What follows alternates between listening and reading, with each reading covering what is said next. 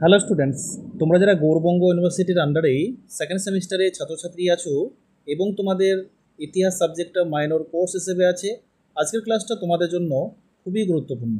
আজকের ক্লাসে আলোচনা করব তোমাদের 10 মার্কের একটি প্রশ্ন উত্তর নিয়ে, অর্থাৎ তোমাদের 1 নম্বর যে মডিউলটা আছে এখান থেকে আমি তোমাদের ইম্পর্টেন্ট অর্থাৎ 10 মার্কের একটি প্রশ্ন উত্তর নিয়ে আলোচনা করব। দেখো, প্রশ্নটা হচ্ছে বৌদ্ধ ও জৈন ধর্মের তুলনামূলক বিশ্লেষণ করো, অর্থাৎ বৌদ্ধ এবং জৈন ধর্মের তুলনামূলক আলোচনা। এটা পূর্ণ নম্বর হচ্ছে 10, আমি এখানে লিখে দিয়েছি। প্রথমে ভূমিকা লিখতে হয়। খ্রিস্টপূর্ব 6ষ্ঠ শতকে ভারতে প্রচলিত ব্রাহ্মণ্য ধর্ম ও যজ্ঞ নির্ভর আচার অনুষ্ঠানের বিরুদ্ধে সাধারণ মানুষের মধ্যে ক্ষোভ জন্ম নেয়। এই পরিস্থিতিতে সমাজে আত্মসংযম, অহিংসা ও সরল জীবন দুঃখমোচনের পথ হিসেবে দুটি নতুন ধর্মের জন্ম হয়, বৌদ্ধ ধর্ম ও জৈন ধর্ম। দুটির মধ্যে কিছু মৌলিক মিল থাকলেও অনেক বিষয়ে পার্থক্য রয়েছে, নিচে তা বিশ্লেষণ করা হলো। প্রথম যে পয়েন্টটা আছে, যে পার্থক্যগুলো আছে দুটো ধর্মের মধ্যে, প্রতিষ্ঠাতা বৌদ্ধ ধর্মের প্রতিষ্ঠাতা হচ্ছিলেন গৌতম বুদ্ধ, ঠিক আছে। তিনি শাক্য গোত্রীয় ক্ষত্রিয় রাজপুত্র ছিলেন এবং বোধি লাভের পর ধর্ম প্রচার শুরু করেন। জৈন ধর্মের 24তম তীর্থঙ্কর মহাবীর ছিলেন এই ধর্মের মূল প্রচারক ও সংস্কারক। তিনি কঠোর তপস্যা করে কৈবল্য লাভ করেন এবং অহিংসা ও আত্মসংযম প্রচার করেন।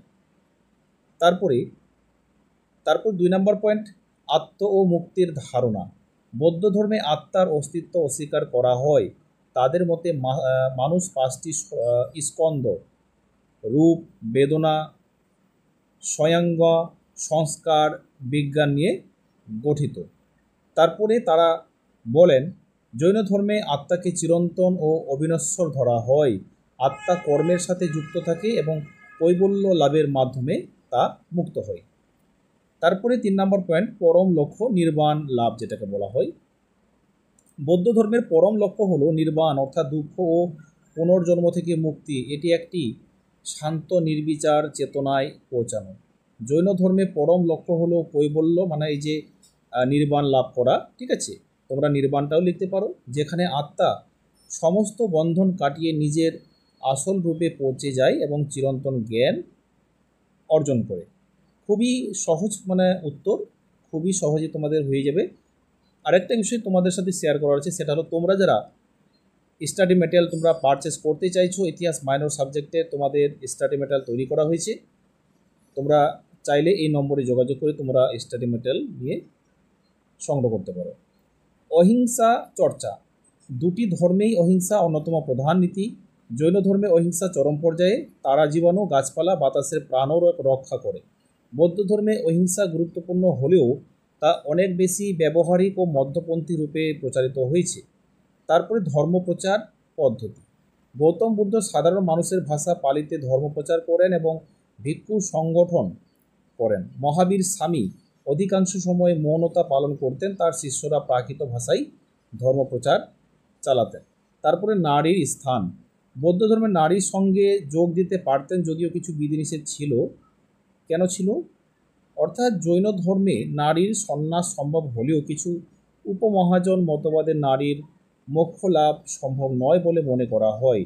তারপরে পয়েন্ট দেখো, সমাজ ও শ্রেণী ব্যবস্থা। বৌদ্ধ ধর্ম বর্ণভেদ প্রথার বিরোধী ছিল এবং সব শ্রেণীর মানুষ ধর্মে প্রবেশ করতে পারত। জৈন ধর্মীয় জাতিভেদ নেই, তবে মূলত ক্ষত্রিয়দের প্রভাব এতে বেশি ছিল। লাস্টে উপসংহার লিখবে। বৌদ্ধ ও জৈন ধর্মই উভয় প্রাচীন ভারতের ধর্মীয় সংস্কারে গুরুত্বপূর্ণ ভূমিকা পালন করে। মিলের পাশাপাশি এদের দার্শনিক ও সামাজিক চিন্তাধারায় কিছু মৌলিক পার্থক্য রয়েছে, যা দুই ধর্মকে পৃথক ধর্মীয় সত্তা হিসেবে গড়ে তোলে।